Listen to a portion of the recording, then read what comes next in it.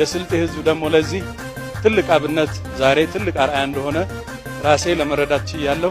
የስልጤ ህዝብ ጉዳይ የተለየ ነው ብል ማዳላት አይሆንብኝም ብዬ ነበር። እንዳላዳላው ዛሬ እርግጠኛ ሆኜ መናገር ይችላል። እንዲህ አይነት ታሪክ ከዚህ በፊትም አልነበረም። ለመጀመሪያ ጊዜ መስማታችን ነው።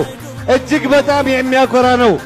ከፍተኛ የህዝብ ተሳትፎ ያለበት የህዝብ ህብረት የታየበት ትልቅ ተአምር የተሰራው አፍራንም ያትፈራን ለካ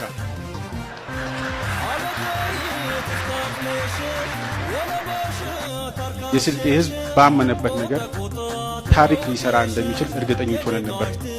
እዛ ባዶ ሜዳ ላይ የስልጤን ልማት ማህበር መሰረቱ። አሁን ዞኑ ያለበትን አሁን ወራቤ ያለችበትን ሁኔታ ምንም ቤት ባልነበረበት ሁኔታ ታምር ሰርተን እንቀይራለን የሚል ቃል ነበር በዛ መድረክ የተገባው።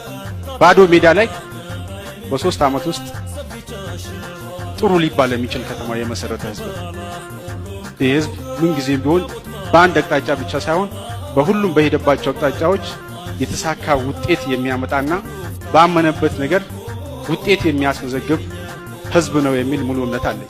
መቼም እዚህ ካላችሁ ዋናው እድለኛው እኔ ነኝ።